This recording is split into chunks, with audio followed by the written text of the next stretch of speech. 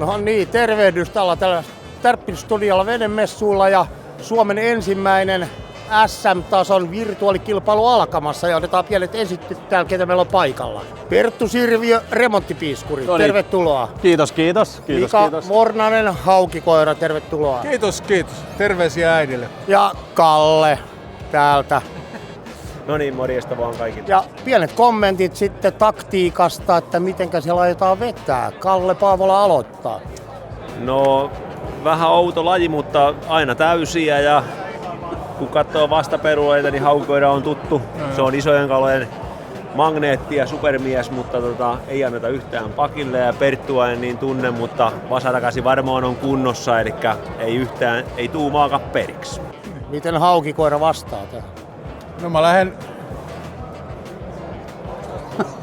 yksi heitto, kalakeitto. Se on sillä. No Tuo niin. oli hieno, tuolla ja kuullutkaan. Perttu. No niin kuin Kalle tuossa sanoikin, että joo, vasara käsi on ja tää on raakaa voimaa. Tää on siis voimapeli. Tällä ei ole välineurheilun kanssa mitään tekemistä, eikö niin? No. No, tää me nähdään kohta ja me ollaan arpaiset tässä suoritettu, niin Kalle aloittaa. No, Kyllä. Ei mitään, ollaan ainakin hetki kärjessä. Kyllä. No niin, anna palaa. No niin, Norjan kissakala sieltä iskeytyy kohta kiinni. Heiton mitta 11 metriä, livellä on katottu. Ja siitä läks. Ja katsotaanpa tässä suoritusta sitten, vähän siima vinkuu. Hieno pysäytys siinä ja ilme on vakava Kallella. Keskittynyt. Pitää vähän opetella näitä kissakaloja. Joo, vähän Norjan kalaa. Katsotaan mitä alkaa, 10 metriä vielä.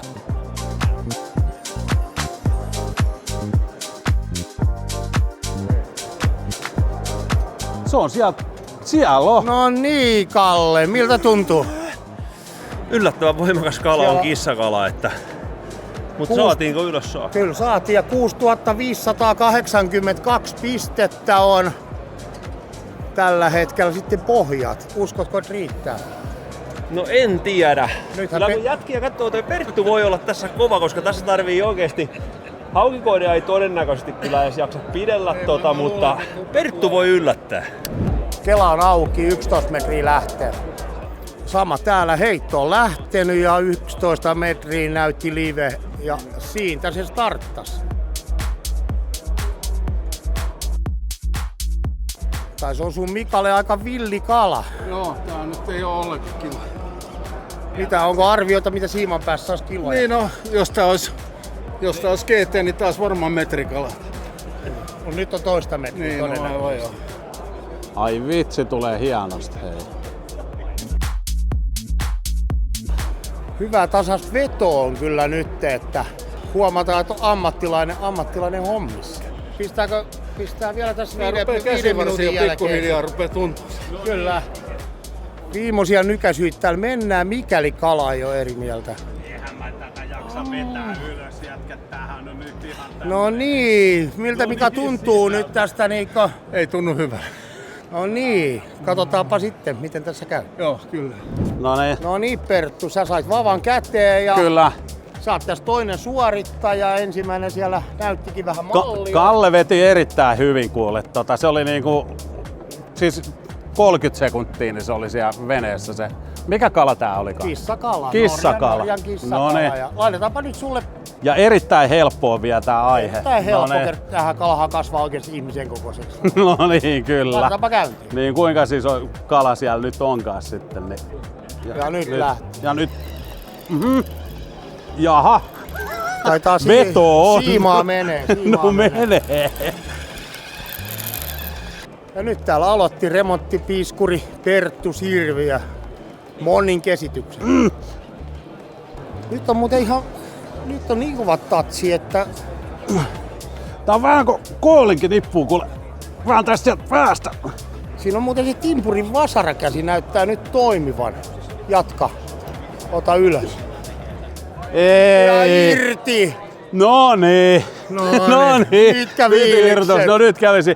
No joo, kyllähän toinen vähän harmittaa, mutta olisi, mä en tarvinnut siis niin paljon jumppaa nyt tätä hommaa, että nyt se lähti irti siitä.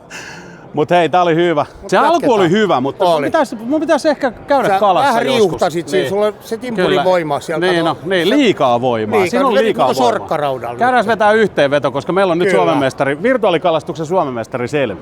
No niin, täällä ollaan kalastettu ja alkaa niinku palkintojen jako, mutta otetaan vielä pienet kommentit kalastuksesta. Täältä aloitetaan nyt Pertusta tästä vierestä. No joo, mähän jäin nyt viimeiseksi jätkät tässä näin, että mähän vedin 0 pistettä, että sitä voimaa oli vähän liikaa. Et mä luulen, että sen suklaamonnin nyt tuo leukaluu repesi irti ja se pääsi karkuun sitten. Oliko Perttu ainoa, niin kuka sai koukun katkaistua niin virtuaalisesti?